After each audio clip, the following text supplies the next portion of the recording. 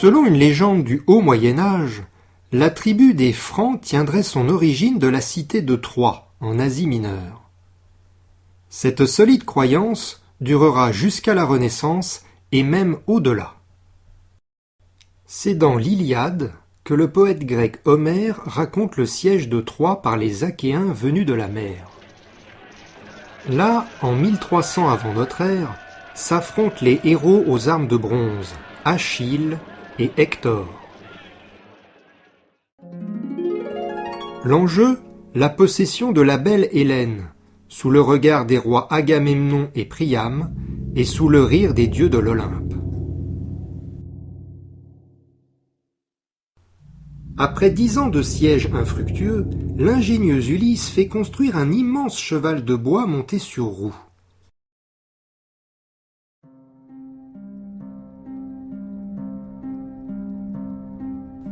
Pensant qu'il s'agit d'une offrande, les Troyens tirent dans leur ville la statue géante.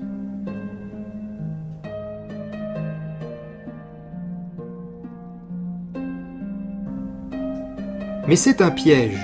À la faveur de la nuit, du ventre creux du cheval vont surgir des soldats achéens qui s'emparent de la ville par surprise. Vaincu, Ilion sombre alors dans les flammes et la plupart de ses habitants périssent. De ce brasier ne réchappent que quelques survivants, promis toutefois à une prolifique postérité. Beaucoup de peuples européens revendiquent en effet un héros troyen comme fondateur de leur nation. Énée a fondé Rome. Francion a fondé la France. Et Brutus la Bretagne. Les Scandinaves ont assimilé Troie à leur mythique cité de Midgard. Portés par un mystérieux tropisme, de tous les horizons d'Europe, on se voit en fils héritier de la cité du roi Priam. C'était aussi le cas des Celtes païens il y a 2000 ans. Ammien Marcellin est un historien majeur de l'Antiquité tardive. Dans son œuvre, en parallèle des événements de son temps, il donne de précieuses informations sur les croyances des peuples. Concernant les Celtes, il dit s'en référer à Timagène, un historien grec du 1er siècle avant notre ère, donc du temps de l'indépendance gauloise et des druides. Selon une coutume fréquente chez les païens, la tribu prétend descendre d'un héros légendaire. Peuple autochtone, les Celtes tiendraient ainsi leur nom d'un ancien roi, qui devait s'appeler Celtos ou Galatès. Les Grecs ont rapproché ce roi de leur dieu Hercule. Dans ces contrées, certains, semble-t-il, s'affirment autochtones. On les dit Celtes, du nom d'un bon roi, et Galates, du nom de sa mère. En langue grecque, on les appelle Galles. D'autres affirment que ce sont des Doriens qui, à la suite d'Hercule l'Ancien, seraient venus habiter ces lieux voisins de l'océan. L'enseignement des druides se fait plus précis. Une partie du peuple celte est certes autochtone, mais une autre partie ne l'est pas. Ces étrangers seraient venus d'îles lointaines ou d'outre-Rhin. Ayant eu vent de la légendaire bataille de Troie, les bardes, gardiens de la mémoire ethnique de la Gaule, firent le rapprochement. Selon eux, ces étrangers d'outre-Rhin auraient été des survivants troyens qui, après la chute de leur cité, avaient trouvé le salut en Gaule. Les druides mentionnent de sources sûres qu'une partie du peuple est indigène, mais que l'autre a conflué d'îles lointaines et de migrations d'outre-Rhin, chassés de leur foyer par l'abondance des guerres et par les débordements de la mer. Certains disent qu'après la chute de Troie, une poignée de Troyens, fuyant les Grecs partout disséminés, vint occuper ces lieux alors déserts.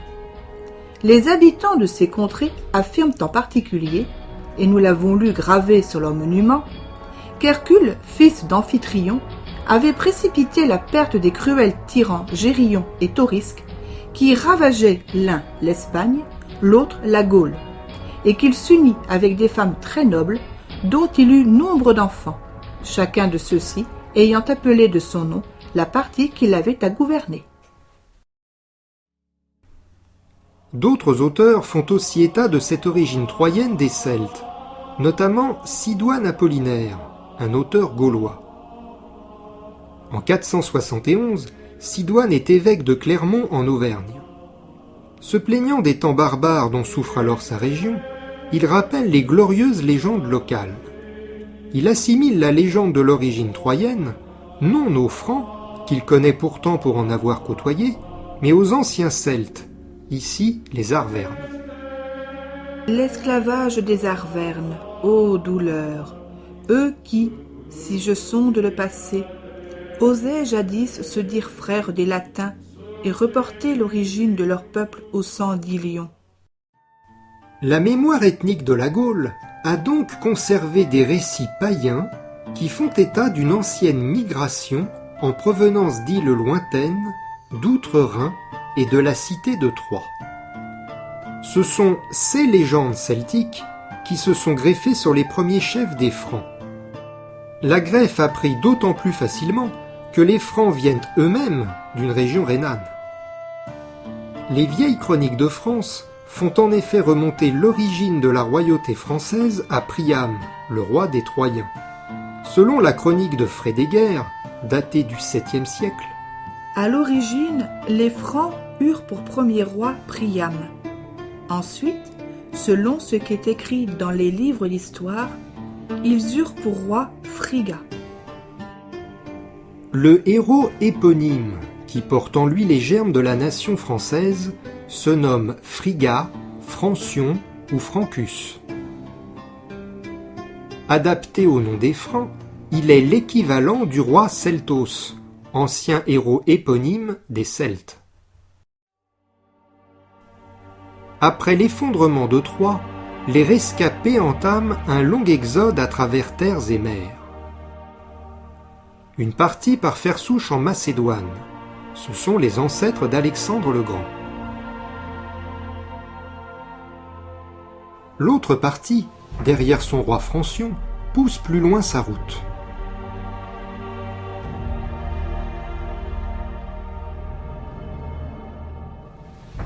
Les Francs remontent le Danube.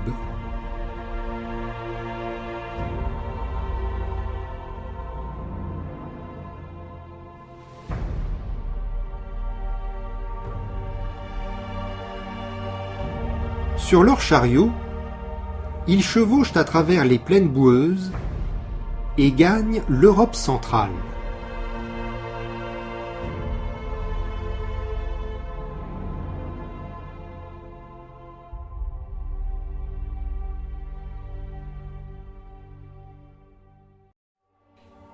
Cette autre partie, en effet, s'avança depuis la Phrygie à travers moult régions désertes, avec femmes et enfants. Comme ils avaient élu un roi du nom de Francion, c'est de lui qu'on les appela les Francs. On dit de Francion qu'il était très courageux à la guerre et que longtemps il batailla avec maintes peuples, saccagea une partie de l'Asie, puis, se tournant vers l'Europe, il alla s'établir entre le Rhin, le Danube et la mer. Une partie des Francs décide alors de faire souche en Pannonie. Ils se mettent sous l'autorité d'un roi nommé Torco. De Torco serait né le mystérieux peuple des Torques. En troisième, le peuple des Torques est issu de la même origine selon la tradition.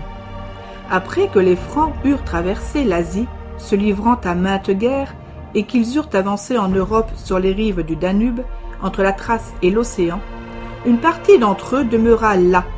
Ils élurent un roi du nom de Torco, par lequel on nomma le peuple des Torques. Qui sont les Torques ? Malgré l'homonymie, il ne peut s'agir des Turcs, car les Turcs, peuple asiatique, n'entrent dans l'histoire qu'à la fin du VIe siècle. Il ne peut non plus s'agir des Huns, installés en Pannonie, car les Huns étaient bien connus et n'ont jamais reçu le nom de Torques. Le roi Torco et son peuple torque ont plus à voir, semble-t-il, avec la mythologie celtique. Dans le panthéon druidique, il y avait un dieu au sanglier. Or, en gaulois, sanglier se dit Turcos. Une statue antique présente un dieu de forme humaine avec un sanglier gravé sur le tronc. L'homme porte autour du cou un collier, typique des Celtes, qui se nomme torque ou torco en gaulois. On devine un possible jeu de mots concernant ce dieu, à la fois lié au sanglier, Turcos, et portant un torque, torco. Dans le langage des druides, pour désigner un dieu, on ajoutait un suffixe, comme tis, pour indiquer l'appartenance. Par exemple, la tribu se disant Tuta, le dieu de la tribu se nomme Tutatis. Sur cette base, le sanglier se disant Turcos, le dieu au sanglier se nommait peut-être Turcotis, d'où les noms de Torco et de sa tribu éponyme les Torques. Il existait un dieu sanglier chez les Celtes. C'est ce dieu sanglier que l'on retrouve au pays de Galles, sous le nom de Turc Truit, connu pour dévaster les terres du roi Arthur. Les Francs se divisent alors en deux groupes. Ceux qui refusent de rester avec Torco en Pannonie reprennent l'exode avec Francion et gagnent la vallée du Rhin. Les Francs poussèrent leurs pas avec femmes et enfants, sans qu'aucun peuple ne pût leur résister au combat. Mais après de nombreuses luttes, quand ils s'établirent sur le Rhin, ayant été diminués par Torco, ils n'étaient plus qu'une petite troupe. Les raisons de la scission entre Francion et Torco sont inconnues.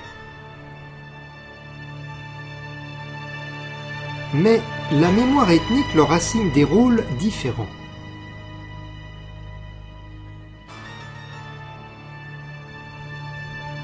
Francion étant le chef légitime et victorieux à la guerre, c'est de lui que les Francs tiennent leur nom. Torco, au contraire, apparaît comme un prince séditieux, qui aura affaibli les Francs.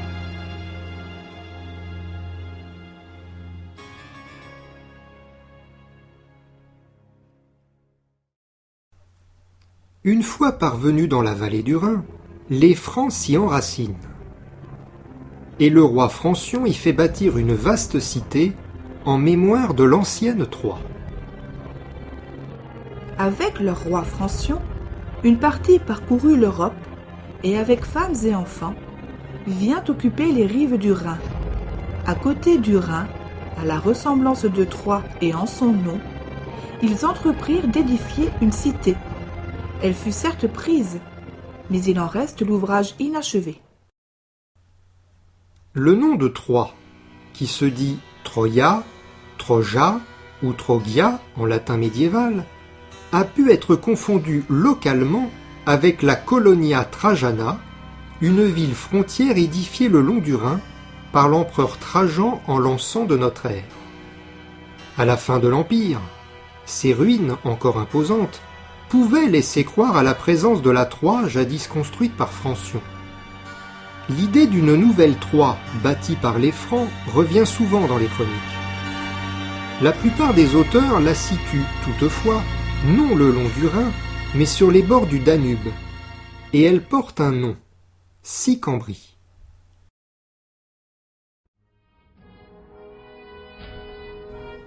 Le livre de l'histoire des Francs est une chronique du 8e siècle. Elle raconte en détail le parcours et l'installation des Francs à Sicambrie. À leur départ de Troie, ceux qui allaient devenir les Francs n'étaient encore qu'une petite tribu, dont l'armée s'élevait à 12 000 soldats. Sur leur navire, Francion et son peuple longent le Bosphore, pénètrent dans la mer Noire et remontent le Danube jusqu'à la plaine de Pannonie. En Pannonie, Francion fonde la cité de Sicambrie.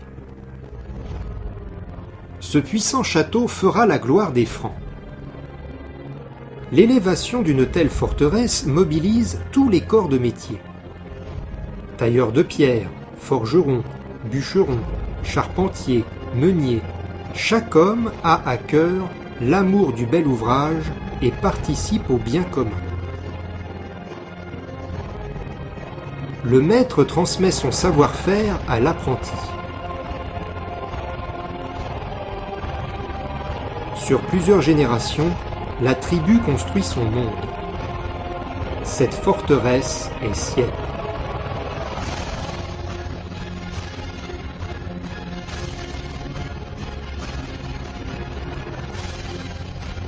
Avec le temps, la prospérité fleurit. Sicambrie surgit du sol et le peuple des Francs s'accroît considérablement.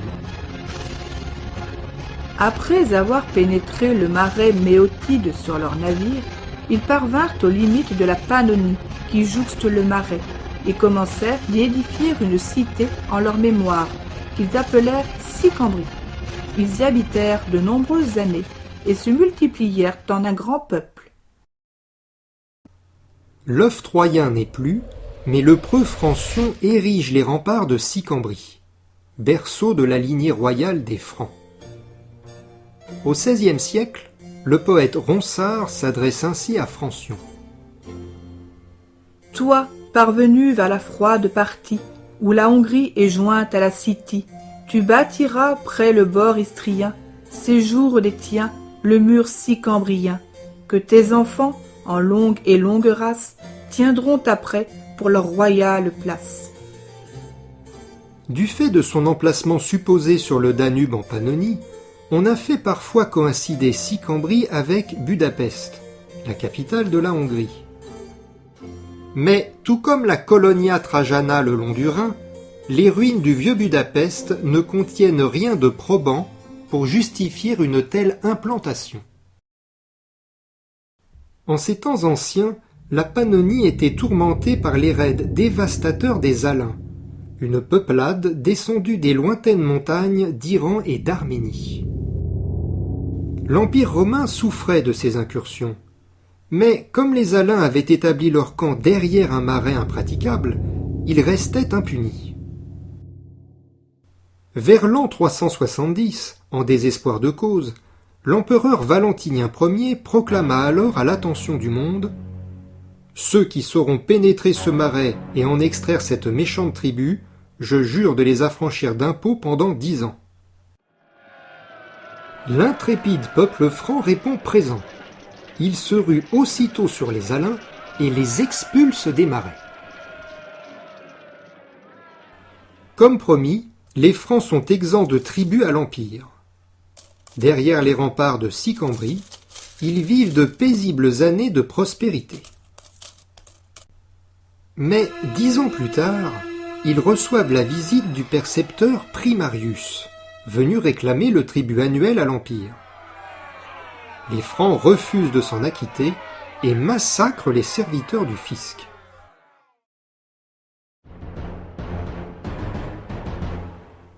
Pour venger cet affront, Valentinien Ier rassemble une immense armée qu'il lance à l'assaut de Sicambrie. Après d'âpres mêlées, ces légions prennent le dessus et infligent une sévère défaite aux Francs. Telle une nouvelle Troie, les ruines de la belle cité sonnent le glas de Sicambrie. Désemparés, les Francs cherchent une réponse à leur malheur auprès des dieux. Le nouveau chef des Francs s'appelle Marcomir. Tenu pour germanique, le nom de Marcomir pourrait être celtique. En gaulois, Marcos veut dire cheval et Maros grand, ce qui ferait de Marcomir le grand cheval. Une nuit, Marcomir fait un songe prémonitoire où lui apparaît une bête fantastique à 3 têtes, respectivement de lion, d'aigle et de crapaud. Puis ces 3 têtes fusionnent en une seule tête, à la semblance d'un homme qui parle.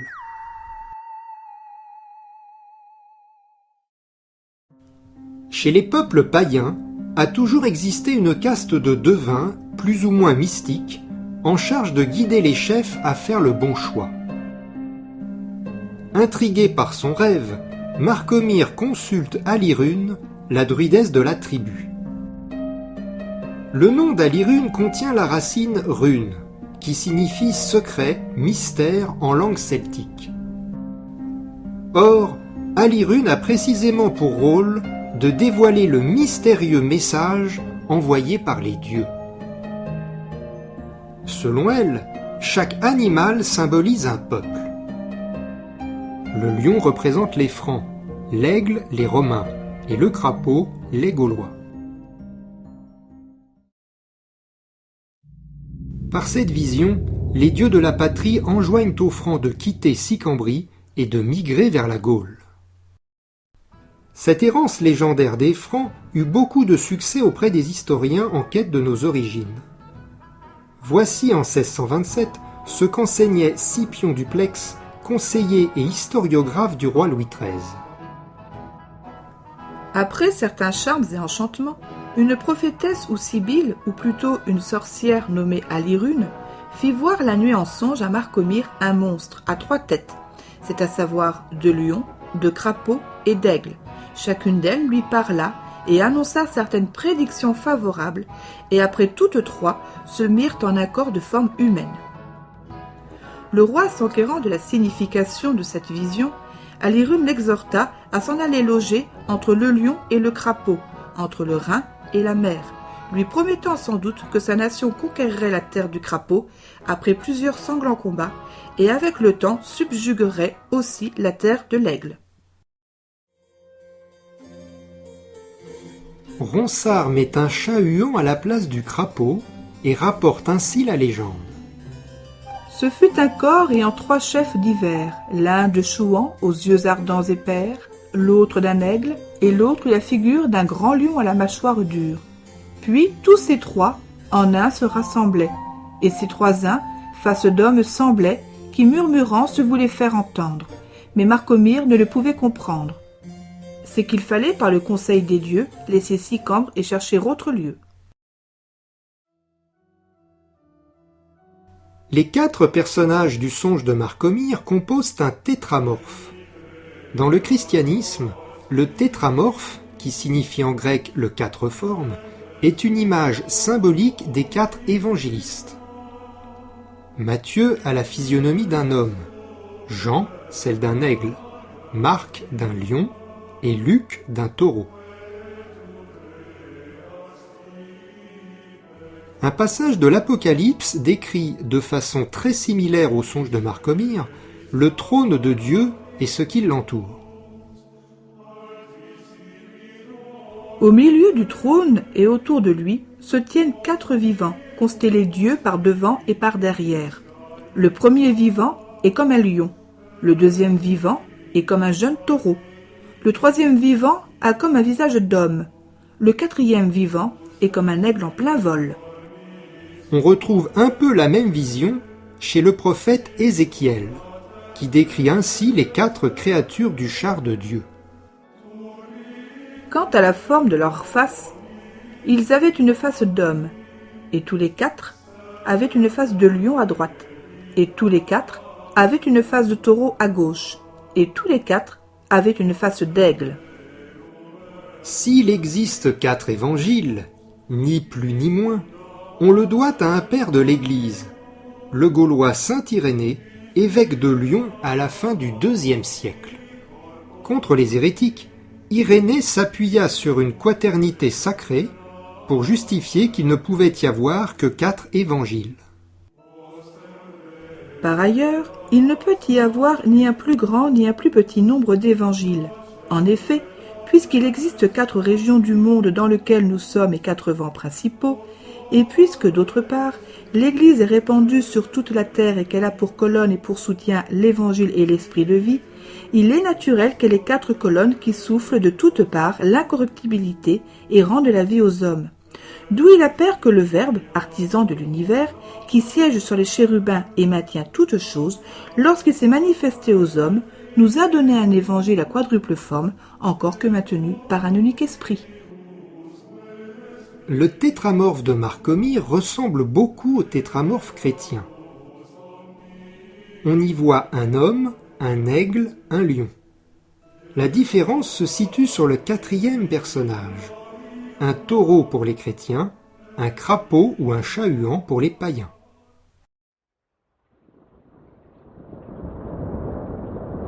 Obéissant à l'impérieuse voix des dieux, les Francs abandonnent donc la cité de Sicambrie. Se dirigeant vers le couchant, ils migrent à travers les forêts de Germanie et s'installent le long du Rhin.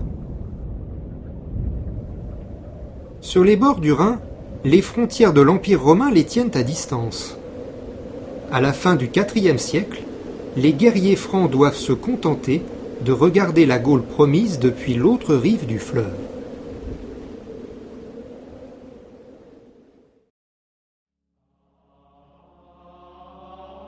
Le premier historien de France est l'évêque Grégoire de Tours. Son Histoire des rois francs, écrite à la fin du VIe siècle, est la source principale pour tout ce qui touche la Gaule à cette époque. Or, Grégoire ne dit rien de l'ascendance troyenne des Francs, comme si cela ne les concernait pas. Ce sont des sources postérieures des 7e et 8e siècles qui font le lien avec la cité d'Ilion. Grégoire reconnaît ignorer quel fut le tout premier roi des Francs. En revanche, sur la base d'informations sans doute orales, il évoque leur lieu d'origine et leur exode depuis la Pannonie. Beaucoup rapportent en effet qu'ils seraient venus de Pannonie, qu'ils auraient d'abord habité le long du Rhin, puis, ayant passé le Rhin, qu'ils auraient traversé la Thuringie. Là, chaque village et cité se plaça sous des rois chevelus, issus de la première et, si je puis dire, de la plus noble de leur famille. Les sources antiques parlent donc d'un exode des Francs depuis Troie et d'une escale en Pannonie, puis d'une migration vers le nord de la Gaule. Les Francs n'ayant pas encore de roi, leur guide Marcomir les exhorte à s'en choisir un.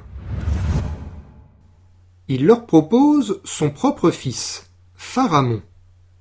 Le peuple accepte, Pharamond est hissé sur le pavois. Comme il ne saurait y avoir de royaume durable sans justice, l'épée du roi doit servir d'abord au bien commun.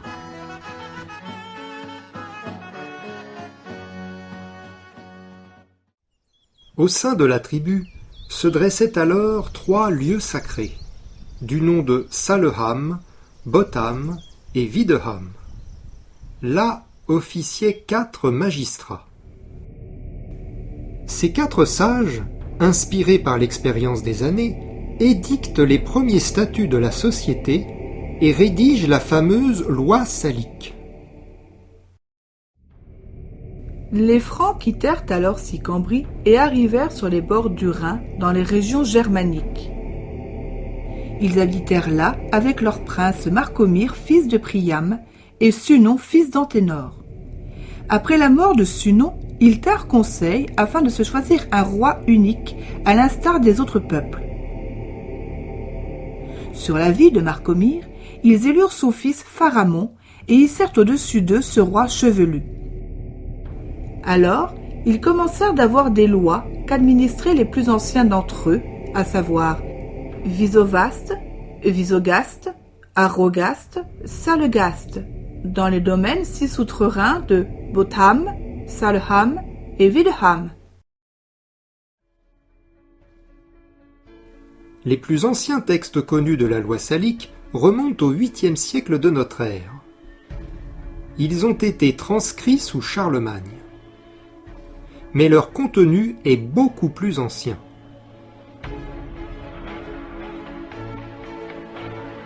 Il s'agit d'un code pénal qui présente une société hiérarchisée divisée en 3 ordres. Les nobles, les laites, qui ont une fonction militaire, et les serfs.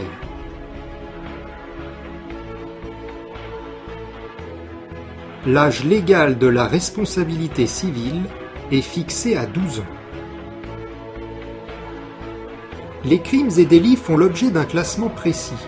Par exemple, vol, vol avec effraction ou vole avec violence. Et beaucoup d'articles ont trait aux infractions en milieu rural. Vol de bétail, dégâts sur les récoltes, atteinte aux animaux. On observe un certain souci du droit animal. Si quelqu'un trouve dans son champ un animal, cheval ou bétail quelconque, il ne doit pas le frapper à outrance. Le refus de comparaître au tribunal est puni de 600 deniers ou 15 sous d'or, autant que le faux témoignage. Les incivilités et les injures sont réprimées. Si quelqu'un traite un autre de merdeux, il sera condamné à 120 deniers ou 3 sous d'or. Le châtiment est parfois adapté au statut social du coupable, selon qu'il s'agit d'un serf ou d'un noble. On apprend qu'un coup de verge équivaut à une amende de 5 deniers. Si un serf est accusé de vol et que pour un tel acte, un noble aurait dû s'acquitter de 600 deniers ou 15 sous d'or, le serf sera étendu sur un banc et recevra 120 coups. Ce statut inégalitaire n'est pas sans ambiguïté, car la parole d'un serf n'a aucun poids face à celle d'un noble. Si un serf accuse son maître, on n'en tiendra pas crédit. La hiérarchisation de la société influe sur l'union matrimoniale. La transgression de classe se fait au détriment du supérieur. Si un noble a pris en mariage la servante d'un autre, il tombera lui-même en servitude avec elle. L'inceste est interdit, ainsi que l'avortement. Si quelqu'un tue l'enfant dans le ventre de la mère, ou un nouveau-né de moins de 8 nuits, et n'ayant pas encore reçu de nom, il sera condamné à 4000 deniers ou 100 sous d'or.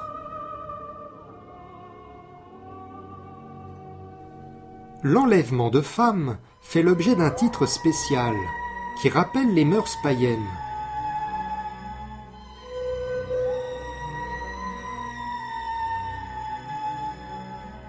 Le document juridique précise le nombre de ravisseurs et le lieu de l'enlèvement.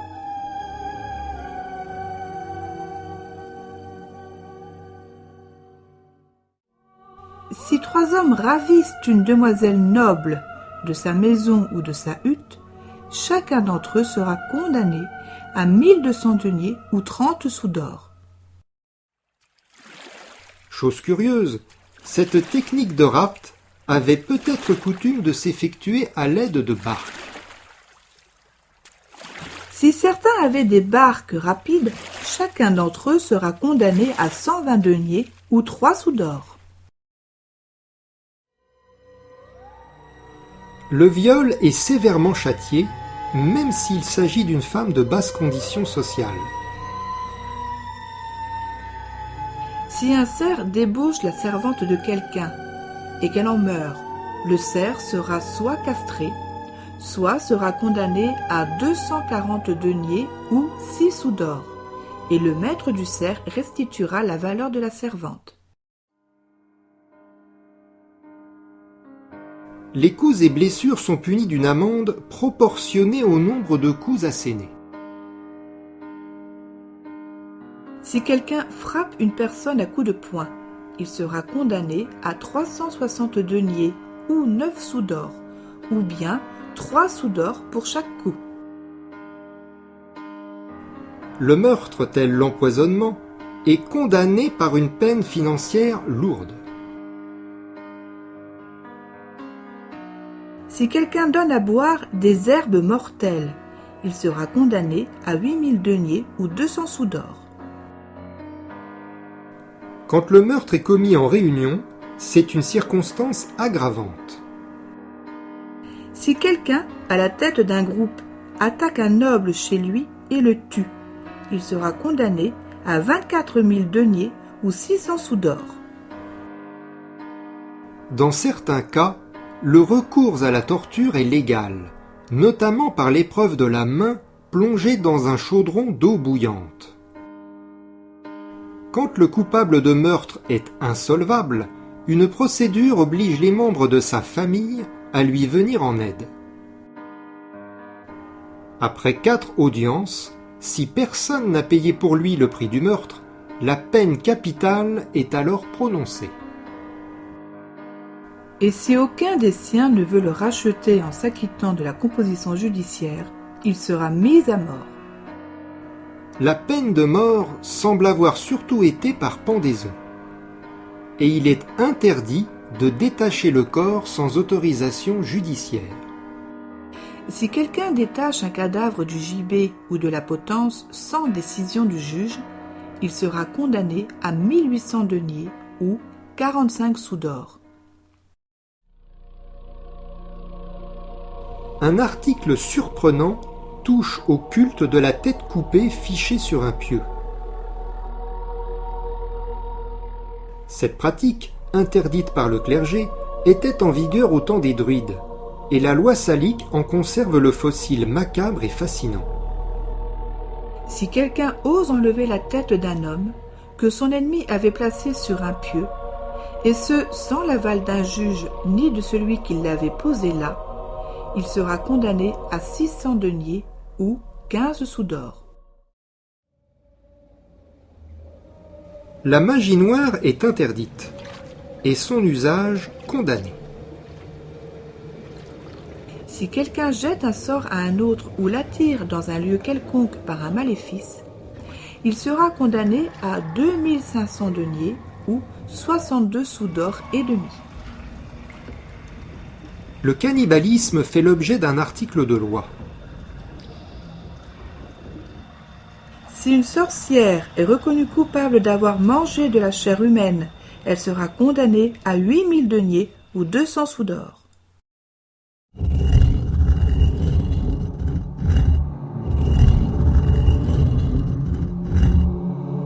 Le respect dû aux défunts étant sacré, on condamne au bannissement du pays celui qui aura violé une sépulture et dépouillé un cadavre, avec interdiction faite à tous les habitants de le loger ou de le nourrir.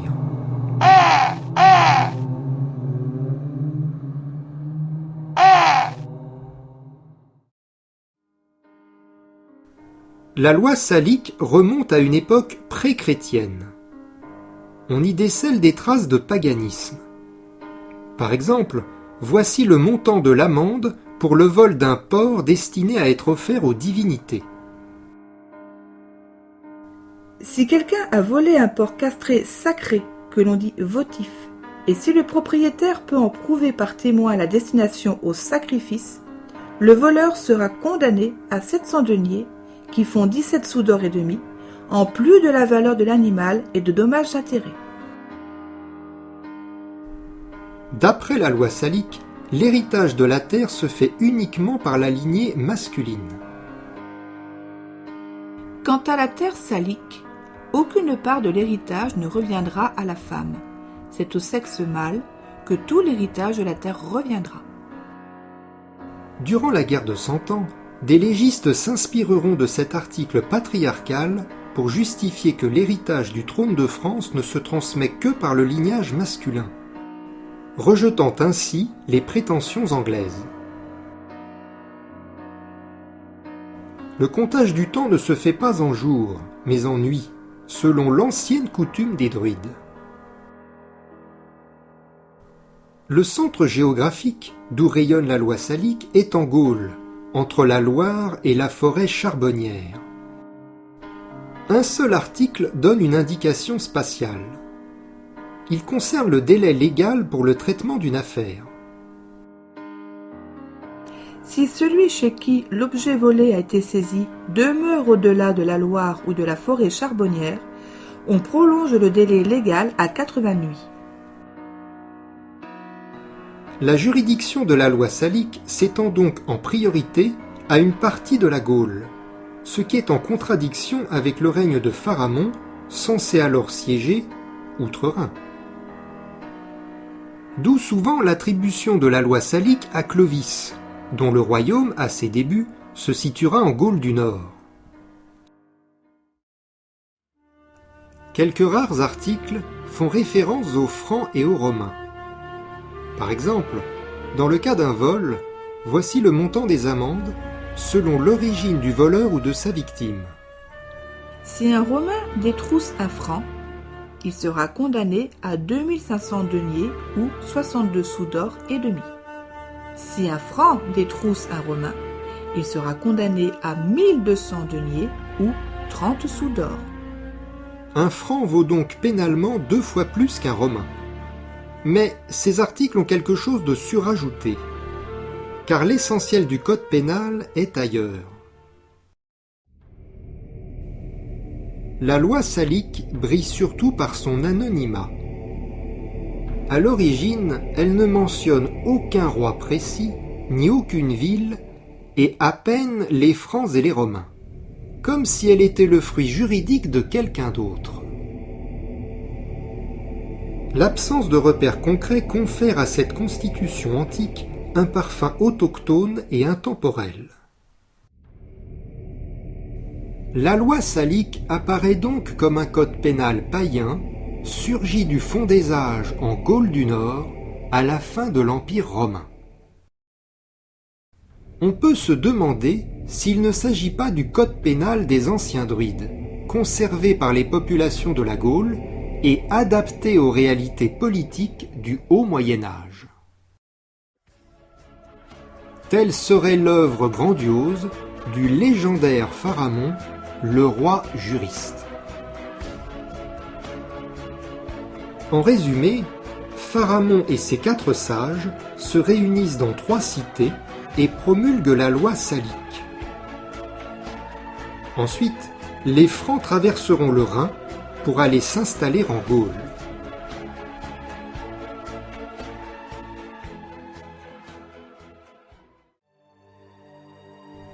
Qu'en est-il de l'authenticité de ce récit ? Chez les peuples de culture indo-européenne, il est fréquent que des structures identiques aient prévalu à la formation légendaire du pays. Un détour par la mythologie comparée permettra de mieux jauger les événements du règne de Pharamond. En Irlande, les anciens dieux païens formaient la tribu de Dana. Selon la mémoire ethnique, cette tribu de héros aurait d'abord vécu dans de mystérieuses îles au nord du monde. Là, dans les plaines sauvages, elle aurait appris de la bouche de 4 druides les arts magiques. Ces druides siégeaient dans 4 cités. Puis, une fois cet enseignement acquis, la tribu de Dana aurait traversé la mer et gagné l'Irlande. Les similitudes entre les 2 légendes sont frappantes. Pour la tribu des Francs, comme pour la tribu de Dana, on trouve les correspondances suivantes. Dans un lointain passé, la tribu vivait sur une terre au-delà d'une étendue d'eau, en Germanie au-delà du Rhin, ou dans les îles au nord du monde. Là, 4 sages, qui officiaient dans 3 ou 4 villes, ont fondé le code sacré, la loi salique ou la magie druidique. Le code sacré fondé, la tribu traversera l'eau et ira faire souche dans sa nouvelle patrie, la France ou l'Irlande. Au vu des coïncidences précises entre les 2 pays celtiques, il semble probable qu'un même logiciel culturel ait servi de moule fondateur. Le récit des origines est quasi identique en France et en Irlande. On se souvient des informations données sur les origines des Celtes par l'historien grec Timagène au 1er siècle avant notre ère, et reprises par Ammien Marcellin. Elles acquièrent ici tout leur sens.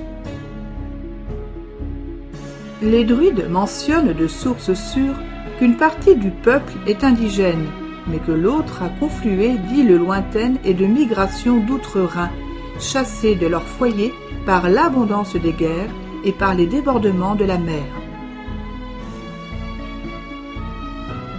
Par transfert épique, les origines des Celtes, enseignées par les druides, sont devenues les origines des Francs.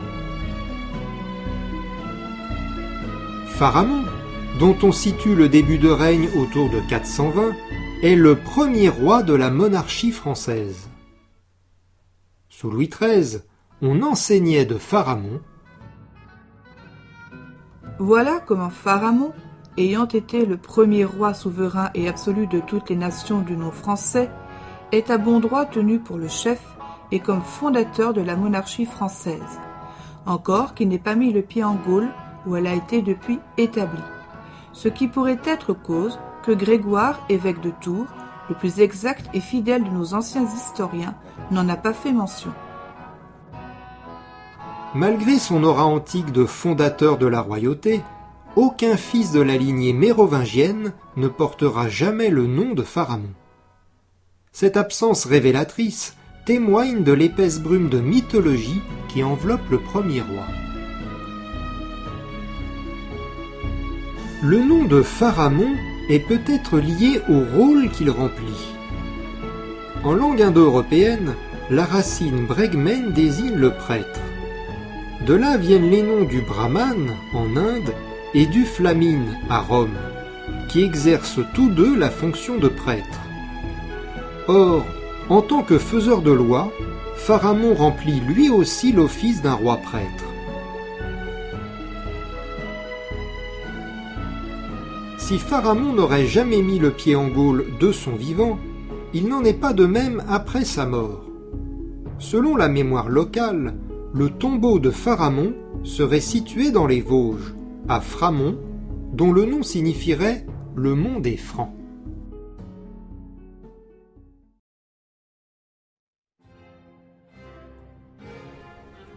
C'est à Clodion, fils de Pharamond, que va revenir l'honneur de s'installer en Gaule avec son peuple. Les rois des Francs commencent alors à se distinguer par le port de longs cheveux. C'est à cette époque que l'on commença d'avoir des rois chevelus. La coutume antique d'arborer une longue chevelure en guise de noblesse perdurera si bien que, 1300 ans après Clodion, Louis XIV sera encore ainsi représenté. Jadis, on donnait le nom de Gaule chevelue à l'espace situé entre le Rhin et les Pyrénées, avec ses trois provinces, la Belgique au nord, la Celtique au centre et l'Aquitaine au sud-ouest. Il est troublant que ce soit précisément en entrant en Gaule chevelue que les Francs auront à cœur d'avoir des rois chevelus. L'Arverne Sidoine Apollinaire, qui a rencontré des Francs, fournit dans ses poèmes quelques détails sur leur aspect physique. Leur rutilante chevelure, tirée du sommet du crâne, leur retombe sur le front. Mis à nu, leur nuque reluit. De leurs yeux gris brille un regard clair. Leur visage étant rasé de près, ils se lissent à la place de la barbe une fine moustache avec le peigne.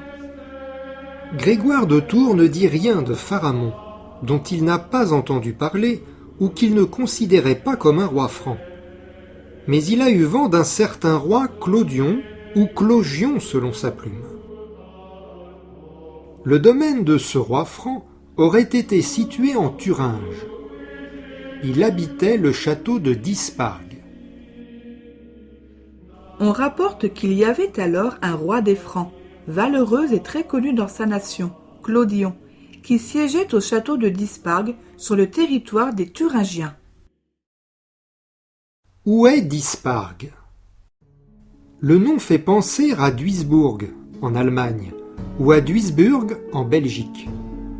Mais l'archéologie restant muette, il est possible que le nom soit mythique et d'origine gauloise.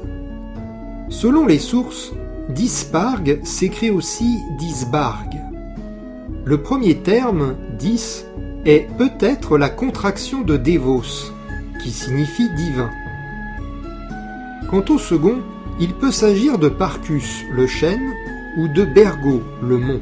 Le château de Clodion aurait porté le nom du divin chêne, ou du divin mont. Il est notoire que chez les peuples indo-européens, l'arbre ou la colline soit souvent divinisé et en rapport avec les dieux célestes. Dès l'aube de son règne, Clodion se présente comme un chef de guerre, ce qui contraste avec son prédécesseur, le roi juriste Pharamond.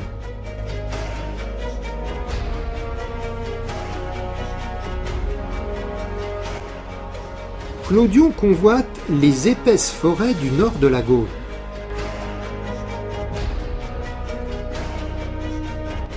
Alors, le roi des Francs y dissémine des espions, dépêche des troupes légères et égrène ses guerriers au point névralgique. Puis, franchissant le Rhin avec son armée, il fond sur l'Empire et triomphe des légionnaires romains. Le conquérant chevelu s'empare ainsi de la ville de Cambrai et des terres jusqu'aux rives de la Somme.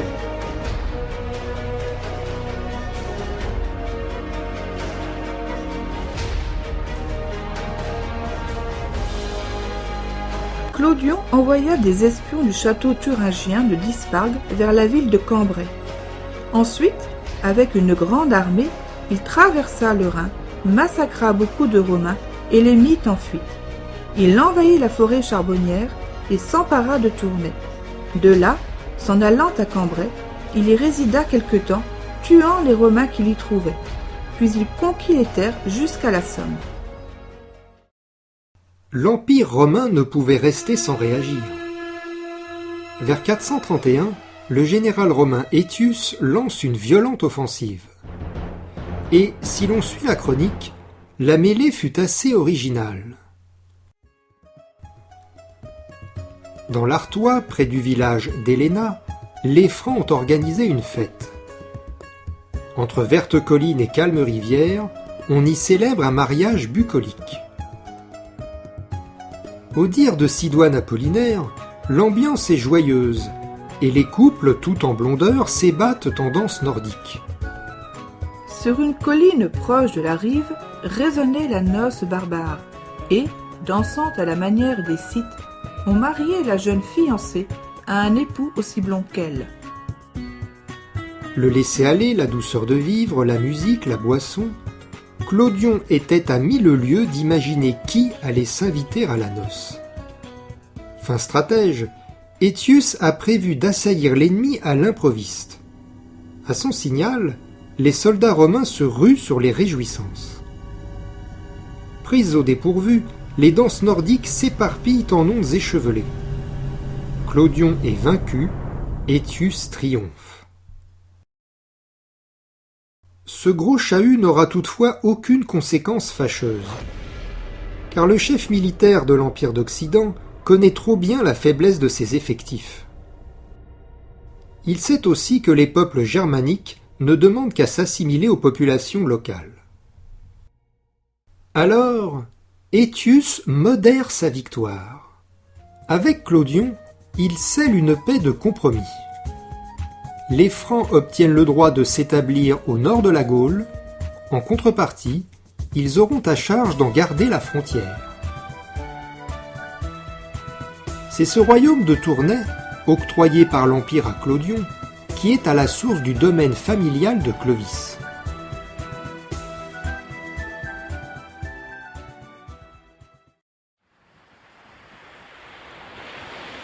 Un été, sur les rivages de la mer, un couple vient passer du bon temps. C'est le roi Clodion, accompagné de son épouse. Sous un soleil au zénith, la dame s'enfonce dans les flots pour y nager.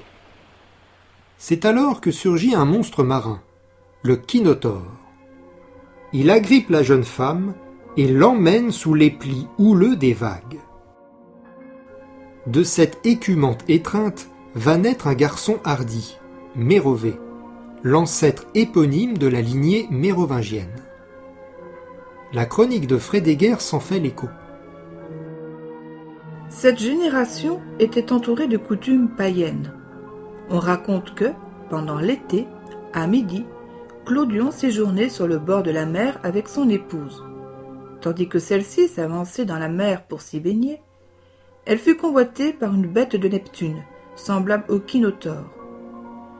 Après qu'elle eut été fécondée par cette bête ou par son mari, elle enfanta un fils nommé Mérovée, duquel les rois francs furent ensuite appelés Mérovingiens. Par sa naissance ambiguë, Mérovée présente une rupture génétique avec ses prédécesseurs, et il est lié à l'élément marin. En tant que premier roi franc né en Gaule, il est, si l'on peut dire, gaulois par droit du sol. Mérovée devient roi vers 448. En échange de son autorité reconnue par l'Empire, il doit servir l'armée romaine en lui fournissant un contingent de soldats. Or, les temps sont durs. L'Empire romain, affaibli par des querelles politiques et par un déclin démographique, ne parvient plus à maintenir sa frontière étanche. En 451, le limès craque, les légions du Rhin s'effondrent. Le chef des envahisseurs est le roi des Huns, Attila. On le surnomme le fléau de Dieu.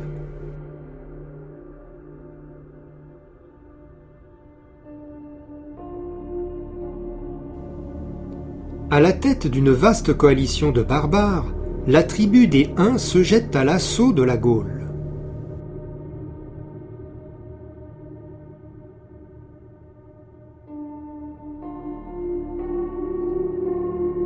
Proche de la frontière, la région de Tongres est ravagée.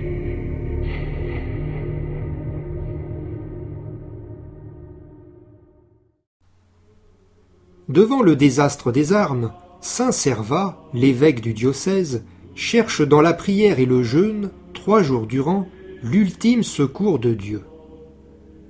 C'est sous la forme d'un rêve prémonitoire qu'il reçoit une réponse équivoque. L'apôtre Pierre lui apparaît et lui annonce que Tongres sera anéanti pour ses péchés, avant d'ajouter à l'adresse du prélat : « Mais toi, marche jusqu'au port fluvial du Gué, sur la Meuse, où tu pourras t'unir à tous les saints, tes frères, dans le ciel, car le Gué est hors d'atteinte et paisible, mais Tongres sera écrasée, brisée, vidée, et restera captive jusqu'à la fin des temps. » Au cours de leur razzia, les Huns seraient parvenus à enlever à Mérovée son épouse et son jeune fils Childéric. Ceux-ci ne doivent leur salut qu'à l'intervention d'un fidèle lieutenant, Guinemant, appelé aussi Viomade, qui les aide à s'échapper. Le très fidèle franc Viomade avait aidé Childéric à s'enfuir, celui-ci ayant été emmené captif avec sa mère par les Huns. Fidèles au pacte qui les lie à la fédération romaine, Mérovée et ses Francs se joignent aux Gaulois et aux Visigoths.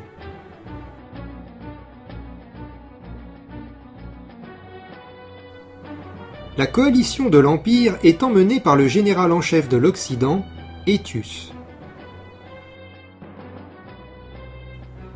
Les troupes d'Attila s'enfoncent dans le nord de la Gaule, mais connaissent plusieurs échecs. Sainte Geneviève les repousse de Paris. Saint-Aignan les refoule d'Orléans. Et Saint-Loup les rejette de Troyes. C'est au champ catalonique, en Champagne, que l'ultime bataille va se dérouler. Comme l'explique le chroniqueur Jordanès, on se rencontre ainsi au champ catalonique qu'on nomme aussi Mauriac. Cette partie de la terre devient donc l'arène où s'affrontent d'innombrables peuples. 2 armées en viennent aux mains, très valeureuses l'une et l'autre. Conflit titanesque, les Francs y apportent leur contribution, notamment au commencement des hostilités. En fait, au cours de cette guerre fameuse, qui mit aux prises les plus valeureuses nations, on rapporte qu'il y eut 165 000 morts dans les 2 camps, sans compter 15 000 Gépides et Francs qui, Avant, la mêlée générale s'était affrontée de nuit et s'était infligé des blessures mutuelles, puisque les Francs combattaient pour les Romains et les Gépides pour les Huns. Au terme de la vaste mêlée, l'Occident celto-germano-romain prend le dessus et chasse au-delà du Rhin la masse sauvage.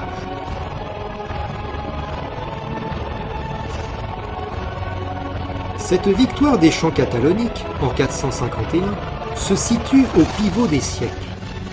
Elle est le dernier triomphe de l'Empire romain d'Occident et le premier grand fait d'armes des Francs au service de la civilisation européenne.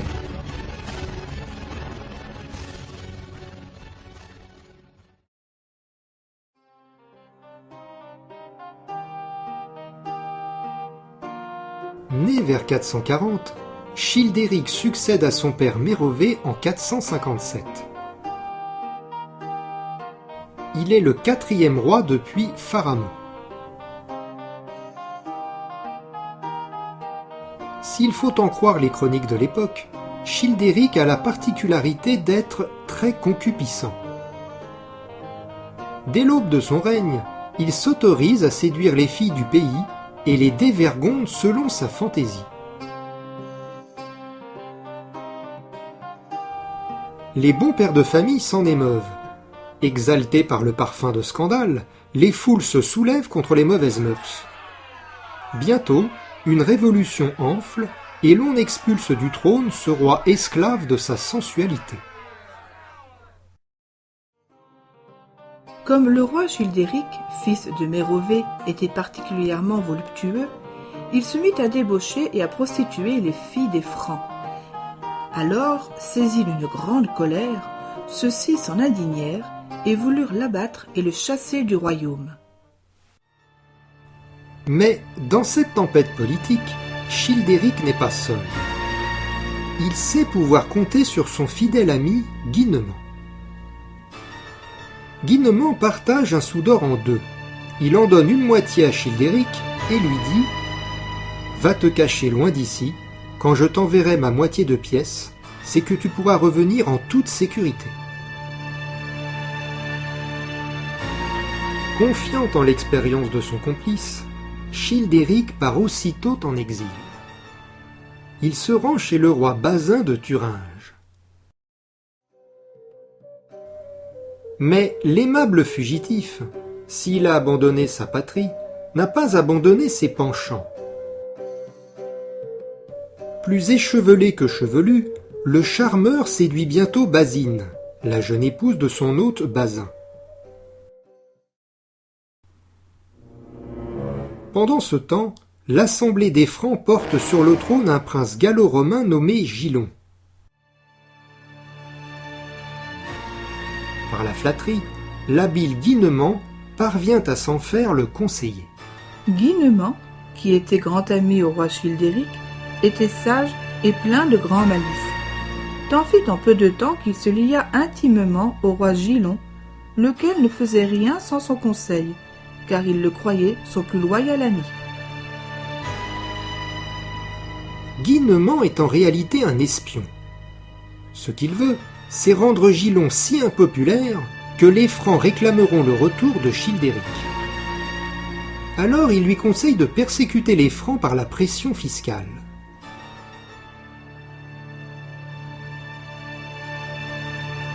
Mais les Francs, loin de s'insurger contre de tels excès d'impôts, préfèrent se résigner à la ruine, tant ils se souviennent des caresses hardies de Childéric sur leur fille.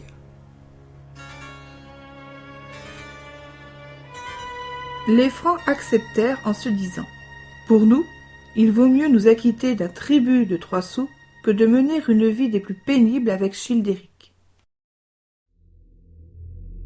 Contrarié dans ses projets, Guinemant pousse Gilon à employer la force et lui soumet des vauriens comme de dangereux séditieux, que l'autre ordonne de faire exécuter. Poursuivant son double jeu, Guinemant s'entretient en secret avec les Francs. Faisant allusion à leur exil forcé de Sicambrie à cause des Romains, il stimule les Francs contre le gouverneur Gilon et retourne l'opinion en faveur de Childéric. Il dit aux Francs : Pourquoi ne vous souvenez-vous pas comment les oppresseurs romains ont chassé votre peuple et vous ont expulsé de votre pays? En vérité, c'est vous qui avez chassé votre roi valeureux et sage, et qui avez élevé au-dessus de vous ce soldat de l'empereur, orgueilleux et suffisant. Ce n'est pas une bonne résolution que vous avez prise, mais une très mauvaise. » Les Francs répondirent haguinement. « C'est qu'il se montrait téméraire avec nous, mais nous nous repentons d'avoir fait cela à notre roi.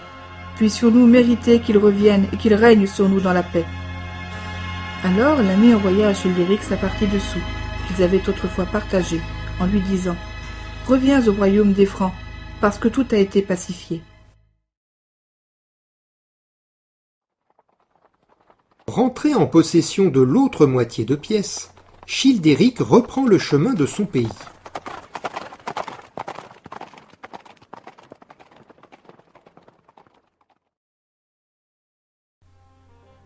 Mais il ne rentre pas seul.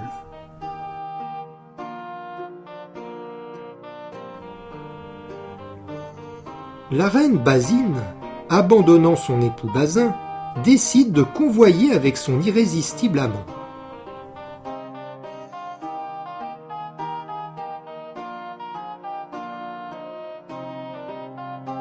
Les motivations de la femme infidèle ne manquent pas de piquant.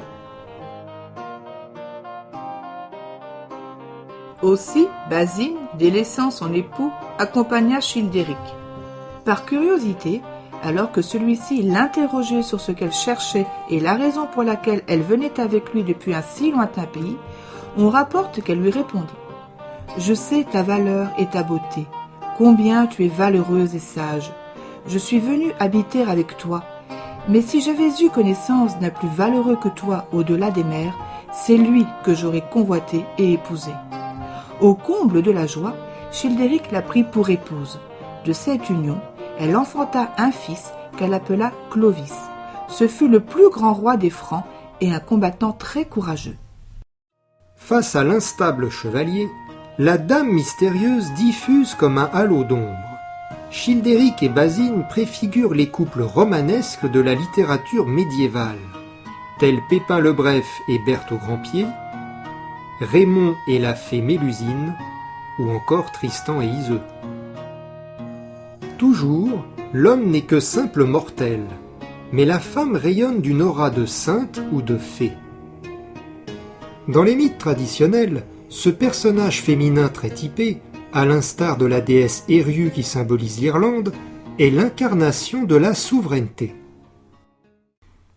Or, c'est précisément la souveraineté de son royaume que reconquiert Childéric, maintenant qu'il ramène Basine avec lui.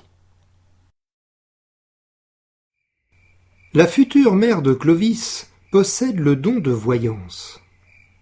Lors de leur nuit de noces, voulant mettre son talent au service de son nouvel époux, la chaste fiancée dit à Childéric : « Cette nuit, nous nous abstiendrons de rapports charnels. Lève-toi du lit, va dans la cour du palais, et rapporte à ta servante ce que tu y auras vu. » 3 fois de suite, la scène se répète.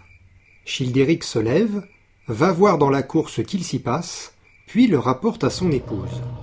La première fois, le roi des Francs voit dans la cour du palais un lion, une licorne et un léopard. La deuxième fois, il voit des ours et des loups. La troisième fois, il voit des chiens et de petites bêtes se chamailler les uns les autres. Ce rituel terminé, les 2 époux s'endorment dans l'abstinence.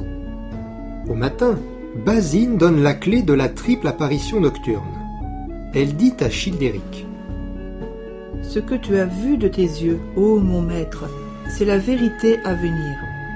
De nous naîtra un fils qui aura la force du lion, et les fils de celui-ci auront la force des léopards et des licornes. Puis, ceux-ci engendreront des ours et des loups voraces. Enfin, les chiens et petites bêtes, c'est la descendance finale, et les peuples qui, sans crainte pour les princes, se déchirent et se ruinent eux-mêmes. » D'après la tradition, Basine aurait ainsi annoncé la venue prochaine du grand Clovis, le lion. et de ses 4 fils, Thierry, Clodomir, Childebert et Clotaire, les léopards et les licornes, tous nobles de caractère. Puis viendront les petits-fils, les ours et les loups, au tempérament brutal, tel Clotaire II et sa génération. Enfin, paraîtront les derniers mérovingiens, les chiens et petites bêtes, rois fainéants, dont la faible personnalité sera cause de détérioration pour tout le pays.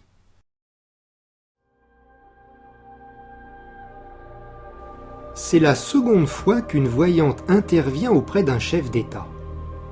À Sicambrie, en effet, Alirune avait interprété le songe de Marcomir. Mais il y a une différence. C'est à l'initiative des dieux que Marcomir avait reçu un songe. Alirune, druidesse mystique, demeure comme hors du temps. Basine, prophétesse plus terre-à-terre, apporte la garantie du foyer recouvré. C'est à Bar-le-Duc, dans la Meuse, que Childéric rejoint son fidèle compagnon Guinemant. En récompense de la fête donnée par les habitants à son retour d'exil, le roi les exempte d'impôts. Quand il fut à mi-chemin, il ordonna à Guinemant, son loyal ami, de venir vite à sa rencontre. Celui-ci, accompagné de nombreux barons, vint droit à un château appelé Bar. Puis il commanda aux bourgeois et au peuple de la ville de recevoir honorablement le roi leur seigneur, ce qu'ils firent volontiers. Ils le reçurent avec grand joie et l'honorèrent autant que possible. Le roi leur en sut très bon gré, et pour l'honneur qu'il lui avait fait, selon sa libéralité, il les exempta du tribut que la ville lui donnait tous les ans. Les années Childéric sont sous les auspices des femmes, des foules et de l'argent. Surtout, c'est sous son règne, et sous son règne seulement, que le peuple acquiert une existence propre, au point de s'affirmer comme force nationale. Roi de la ruse et de la brigue, Childéric ne forme, avec son double Guinemant, qu'une même et unique pièce sur l'échiquier politique. Vulnérable à l'opinion publique, ce n'est que quand les sondages lui sont favorables qu'il peut revenir en Gaule comme roi. Childéric est le seul roi qui a dû se faire lui-même roi, grâce au soutien populaire. Il est le roi du tiers-état. Loin d'être un ingrat, il sait à qui il doit tout. Son retour s'accompagne d'une baisse d'impôts immédiate, donc d'enrichissement populaire.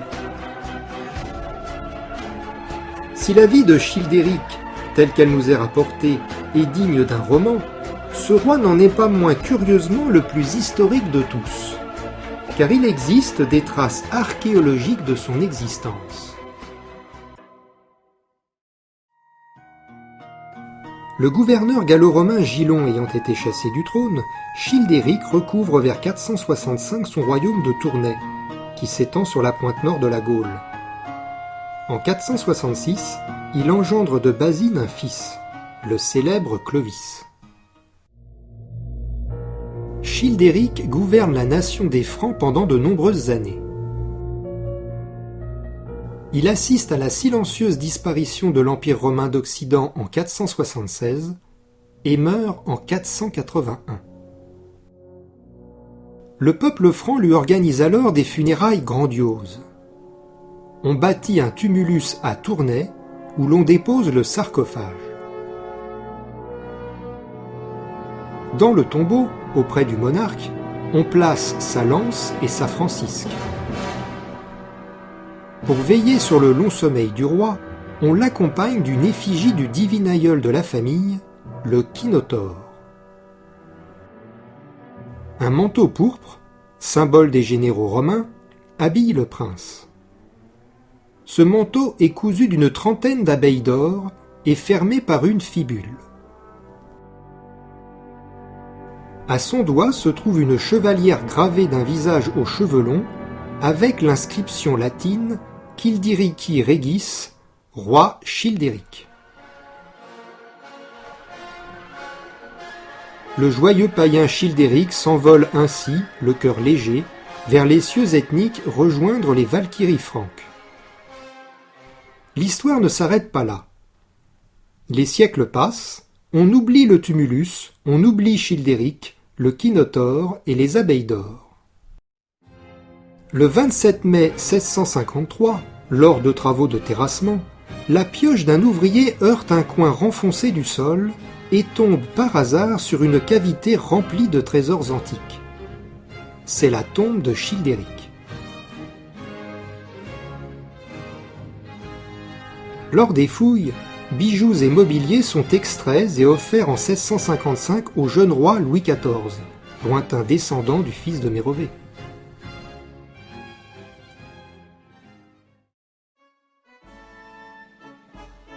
La résurrection de Childéric ne sera pas sans conséquences. À l'aube du XIXe siècle, Napoléon Ier cherche pour ses armoiries impériales un symbole d'enracinement national. Il le trouve dans les abeilles d'or du manteau pourpre du père de Clovis.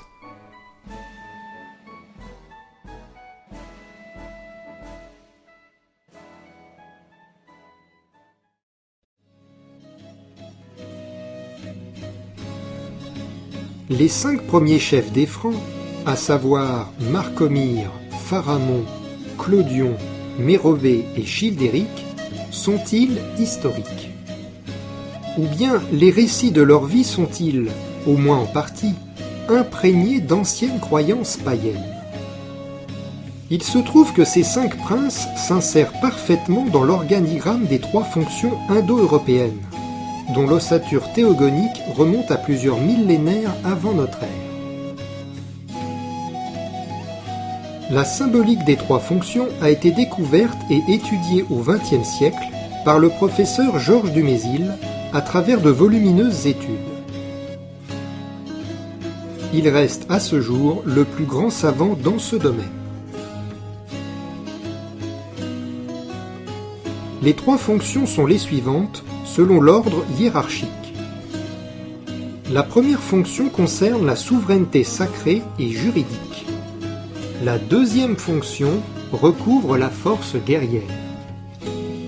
La troisième fonction, plus disparate, comprend tout ce qui a trait à la production et au grand nombre. Fertilité, femmes, argent, foule, mer, etc. Cette tripartition, datée des temps préhistoriques, sert de modèle à la société médiévale. La France des rois s'organise en effet selon 3 ordres, le clergé, la noblesse et le tiers-état. De l'harmonie entre prêtres, chevaliers et paysans dépend l'équilibre de tout le pays.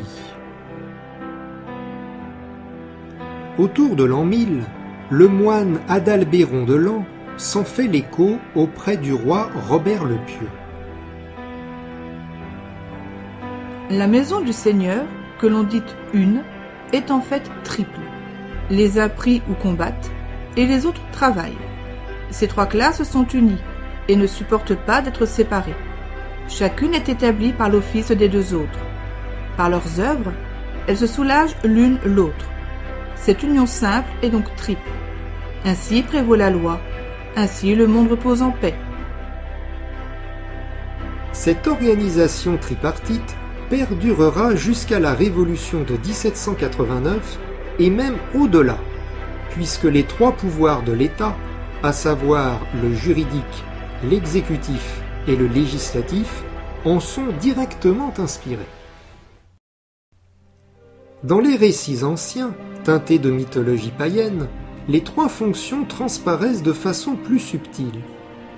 Ce sont souvent des personnages, tels des dieux ou des rois, qui, à travers leurs actes respectifs, se rattachent tantôt à la souveraineté, tantôt à la guerre, tantôt à la fertilité. Quelques exemples en Scandinavie, en Inde et à Rome suffiront à montrer comment les choses se présentent.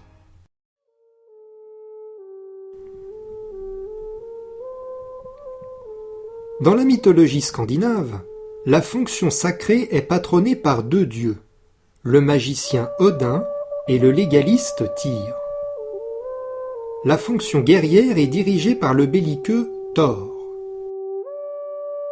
Odin, Tyr et Thor sont de la tribu divine des Ases.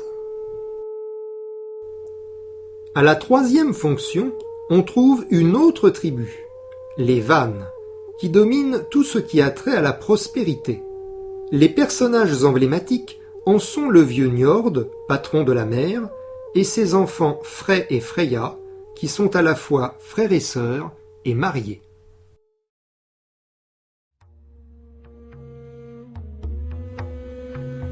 En Inde, chez les Aryens, on observe un organigramme identique quant à la hiérarchie des dieux. La fonction sacrée est patronnée par le magicien Varuna et le légaliste Mitra. La fonction guerrière par le combattant Indra. Varuna, Mitra et Indra sont de la famille des Aditya, donc de souche noble. À la troisième fonction, on trouve une autre famille, les Nasatya, composée de jumeaux, les Ashvin, associés à la déesse Sukanya.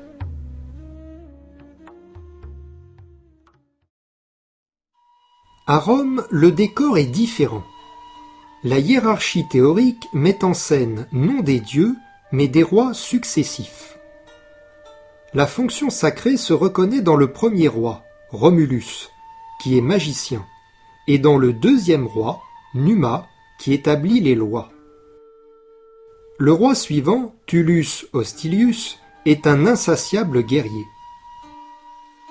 À la troisième fonction, on trouve le roi suivant, Ancus Marcius.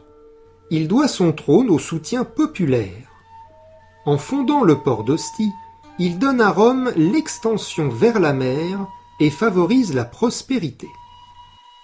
La séparation génétique entre les deux premières fonctions et la troisième se situe ici non pas entre les personnages, mais à la fondation de la cité, avec les deux tribus originelles, les Romains et les Sabins.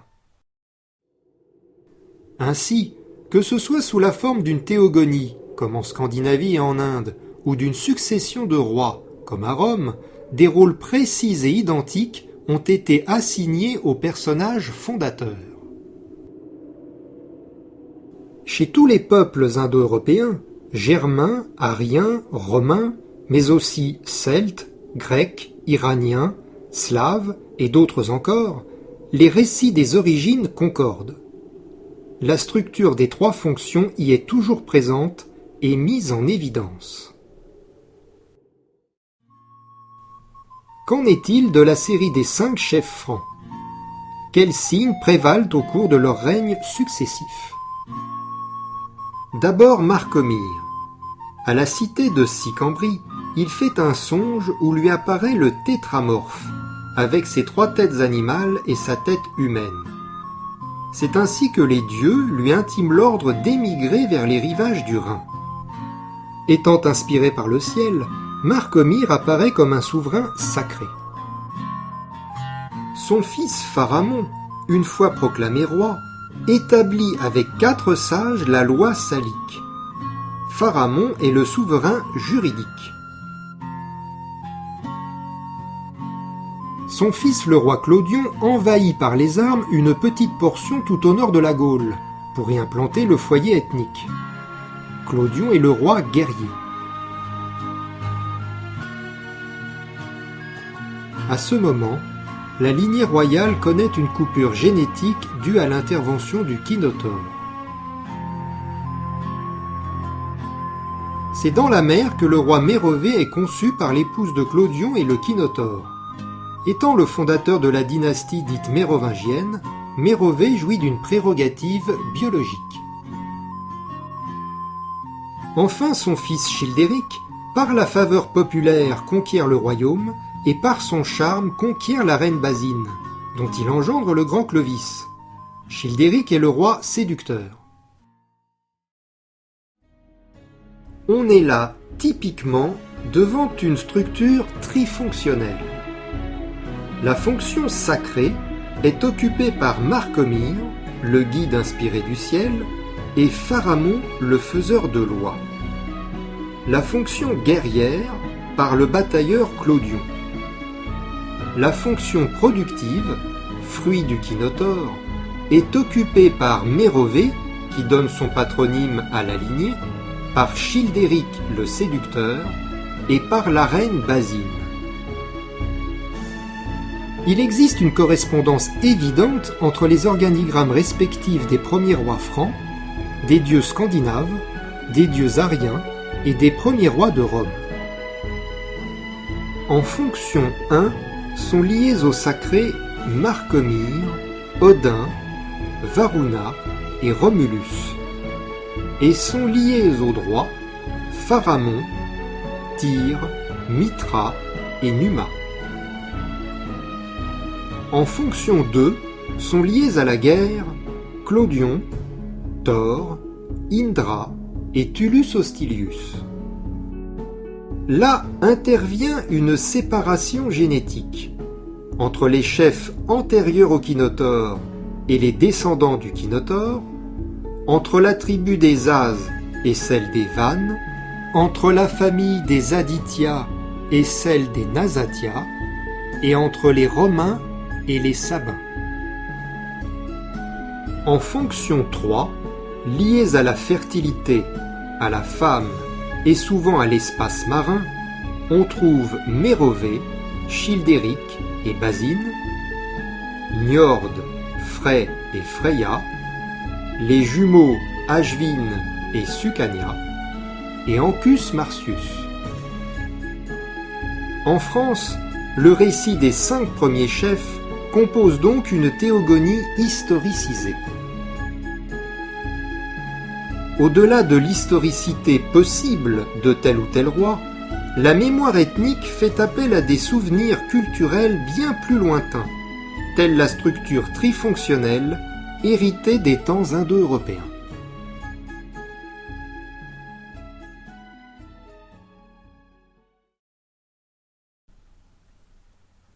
La légende troyenne de la France est née lorsqu'on a projeté d'anciens mythes celtiques sur des rois francs.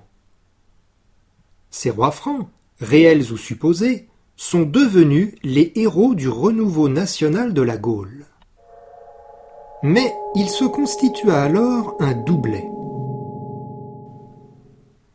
Tandis que le parchemin évoque l'origine troyenne des Francs, la mémoire orale et populaire, qui ne s'est pas interrompue pour autant, continue de raconter l'origine troyenne des Gaulois.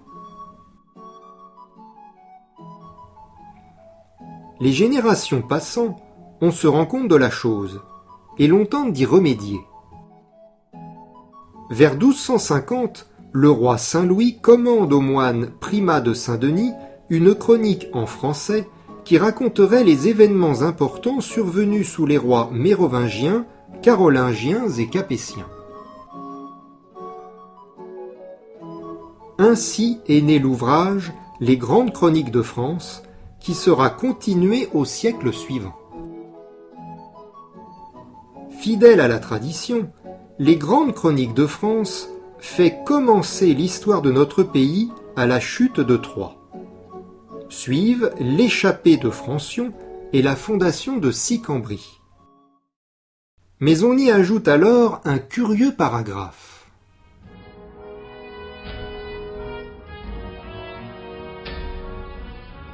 Juste après la fondation de Sicambrie, une partie des Troyens, 23 000 exactement, aurait migré vers l'ouest.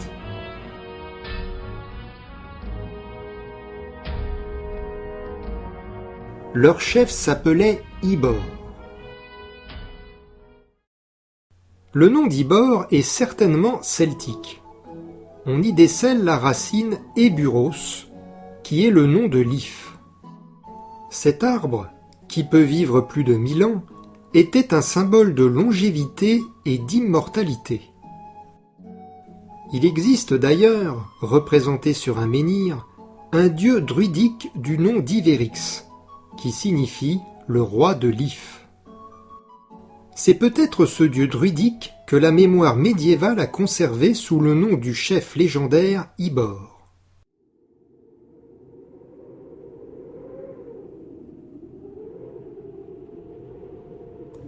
Ibor et une partie des Sicambres arrivent en Gaule.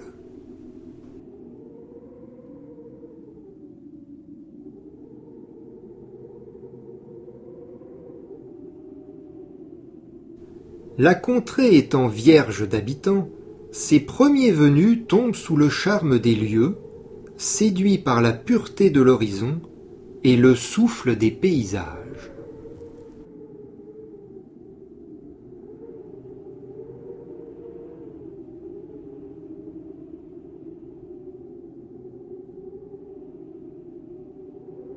Ici, comme au premier matin du monde, la nature enfante tous les climats et vibre sous la pétillante présence des dieux.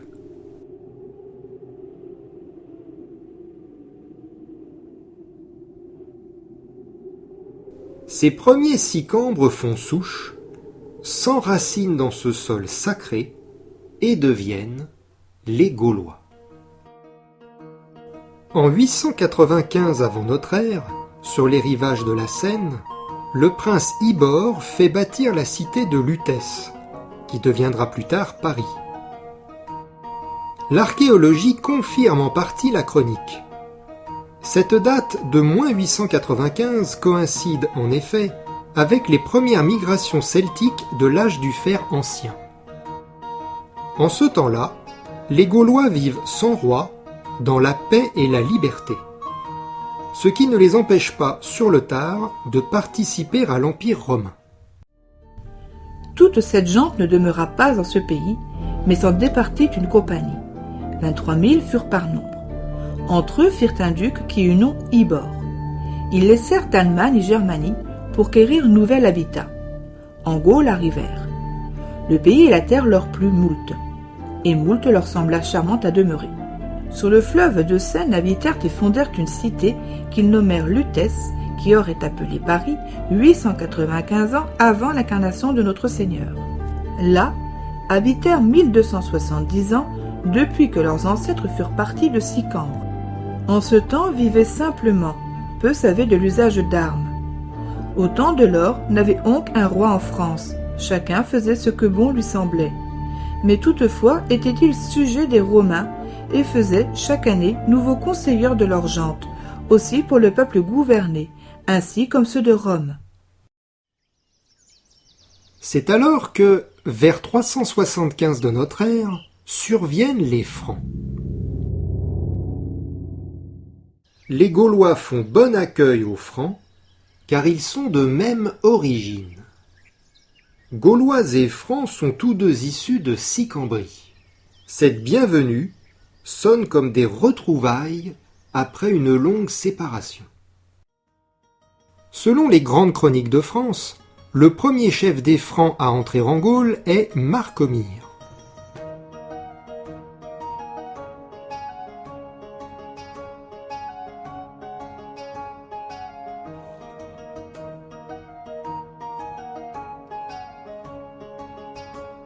L'Empire romain s'effondrant peu à peu, Marcomir enseigne la politique aux Gaulois. Il les instruit au maniement des armes et couvre le pays de puissantes citadelles. Ces châteaux forts ont pour but de protéger le peuple contre les brigands et les barbares.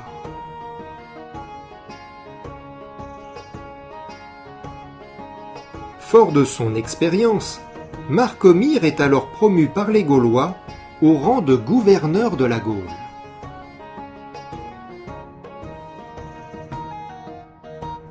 Désormais, Francs et Gaulois forment une seule et même nation.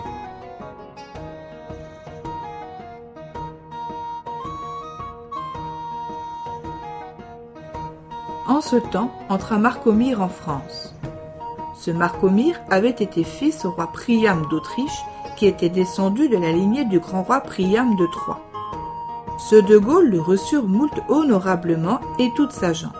Et pour ce qui leur enseigna l'usage des armes et qu'il fit clore les cités et les châteaux de murailles contre les assauts des larrons, l'établirent-ils gouverneur et défenseur du pays. Et aussi, pour ce qu'il était descendu de la lignée de Troie comme ils étaient, ils furent tout un peuple et une gente. Les grandes chroniques de France offrent ainsi un récit cohérent de la fondation de la France. Sicambrie est le berceau originel duquel sont sortis d'abord les Gaulois, guidés par Ibor, puis les Francs, guidés par Marcomir.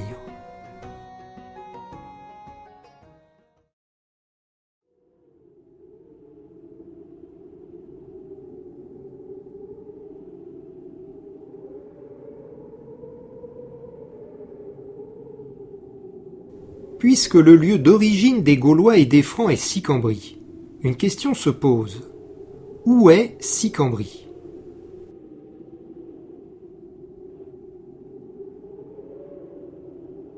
S'agit-il d'un lieu géographique ou métaphysique ?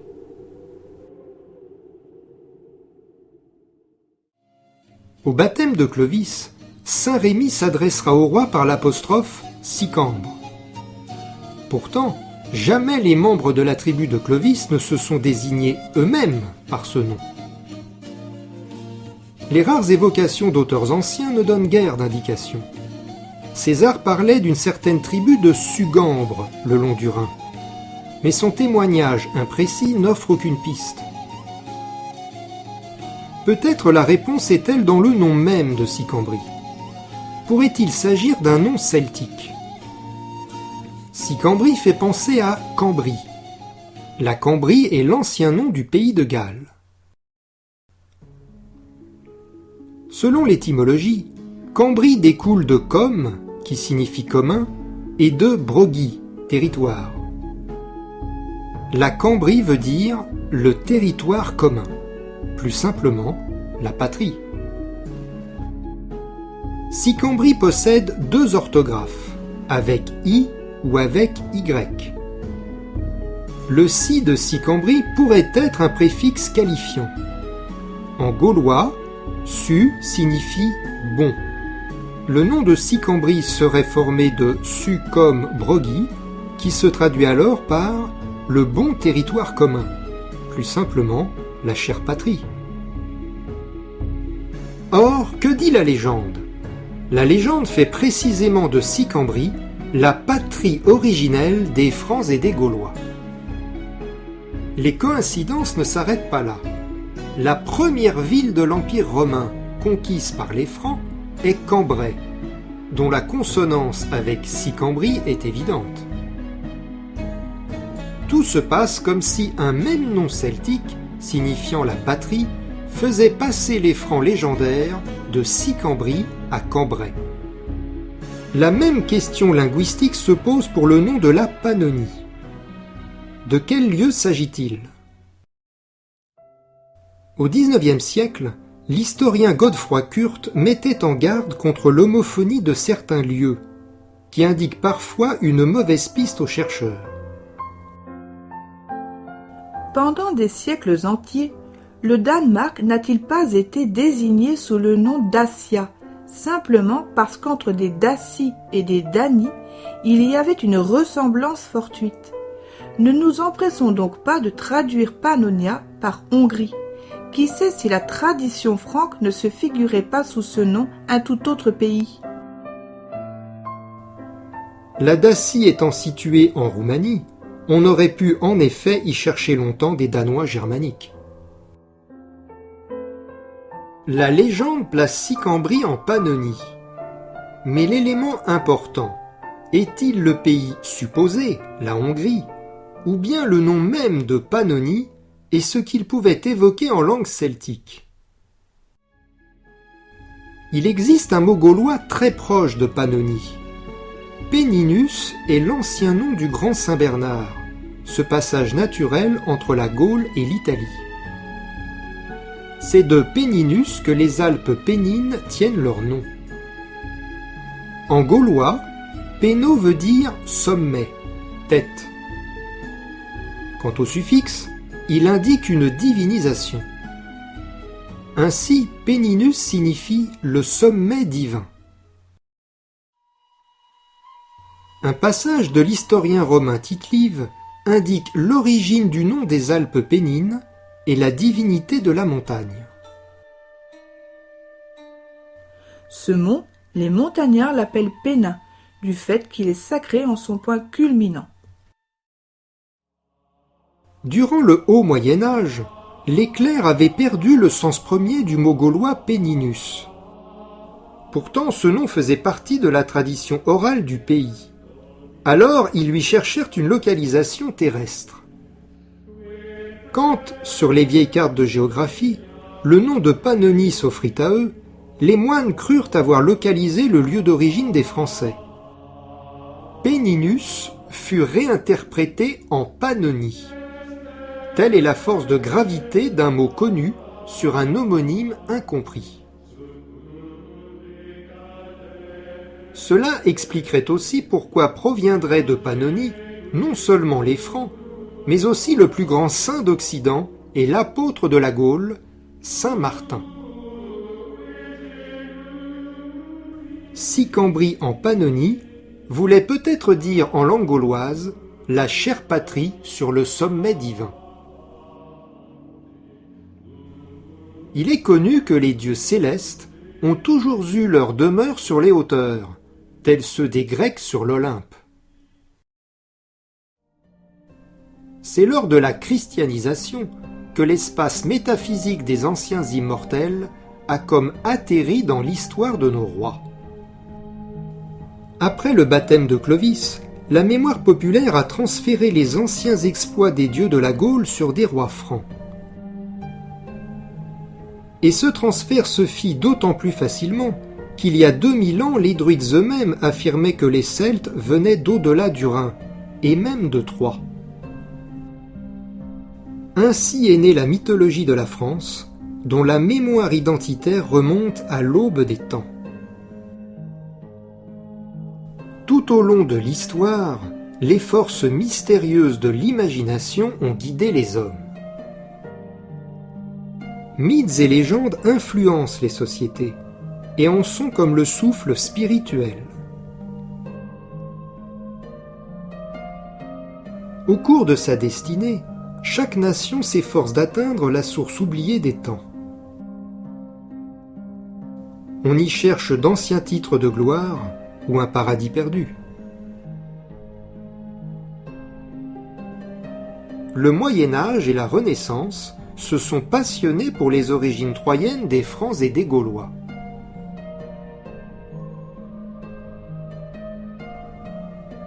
La quête d'un passé sacré donne à toute communauté un sens à l'avenir.